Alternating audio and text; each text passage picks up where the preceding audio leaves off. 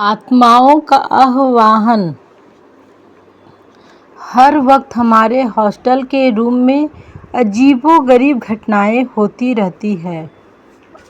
दिल करता है कि हॉस्टल ही छोड़ दें, पर हमारे इंस्टीट्यूट और कॉलेज के पास दूसरी कोई इतनी अच्छी हॉस्टल की सुविधा है ही नहीं, इसलिए हम यहीं इसी हॉस्टल में रहने के लिए मजबूर हैं। असल में कहूँ तो इन सब की जिम्मेदार हम खुद चारों सहेलियां ही हैं। आज भी मुझे याद है वह दिन जब कुनिका ने रविवार को दोपहर में मैगी बनाई थी और उसने कहा कि आज कुछ तूफानी करते हैं। रानी और ज्योति पूछने लगी कि क्या करे कहो। कुनिका बोली कि उसने इंटरनेट से एक ऐसी वेबसाइट का पता किया है कि जिसमें खुद खुशी करके मरे हुए और अकाल मृत्यु से मारे गए लोगों की आत्मा को बुलाने का तरीका बताया गया है। मैंने रानी ने अपने ज्योति ने उसे पूछा कि आत्मा को बुलाकर करेंगे क्या।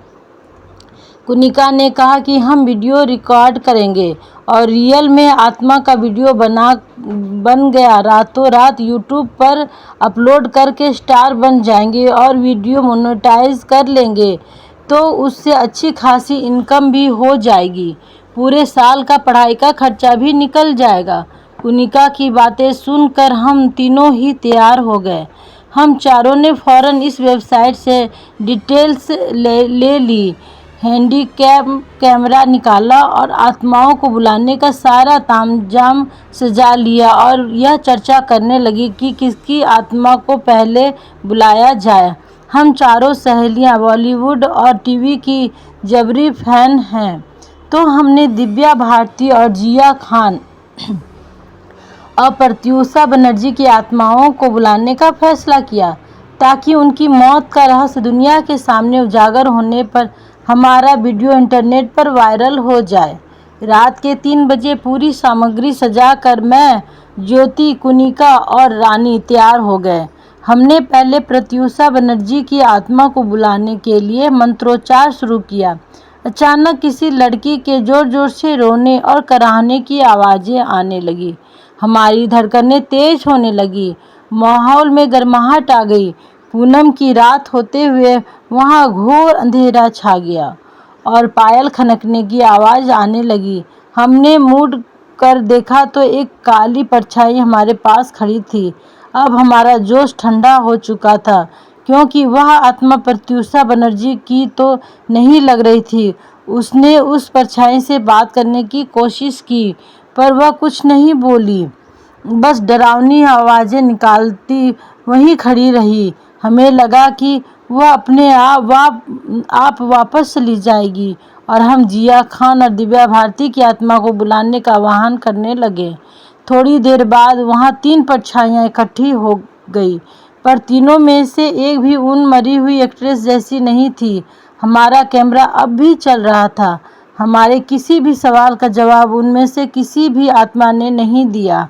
हम अब इस खेल से उबने लगे। हमने फौरन बत्ती जला दी और जो हुआ उसे देखकर हमारी रूह कांप गई। उजाला होते ही वह तीनों आत्माएं विकराल प्रेत जैसी दिखने लगी और एक दूजे से मारपीट करने लगी और एक दूजे का मांस नोचने लगी। परछाई से प्रेत बनी इन आत्माओं की लड़ाई देखकर और चीखों की चित्कार सुनकर हमारे पसीने छूट गए। हम तीनों में से 2 प्रेत आत्मा अपने आप जा चुकी थी, पर सबसे पहले आई आत्मा नहीं जा रही थी। वह वो आत्मा थी जिसे हम प्रत्यूषा बनर्जी की आत्मा समझ रहे थे। पीछे से बुलाई हुई दोनों आत्माओं ने प्रत्यूषा वाली प्रेत आत्मा को बहुत बुरे तरीके से घायल किया। वह चल भी नहीं पा रही थी। खून और मांस से सनी हुई यह प्रेत आत्मा आज भी हमारे हॉस्टल के रूम में ही घूमती रहती है। हमें पता नहीं कि आगे क्या होगा, पर हर रात वह हमारे कमरे के कोने में खड़ी होकर रोती रहती है और कभी कभी चीख पुकार भी करती है।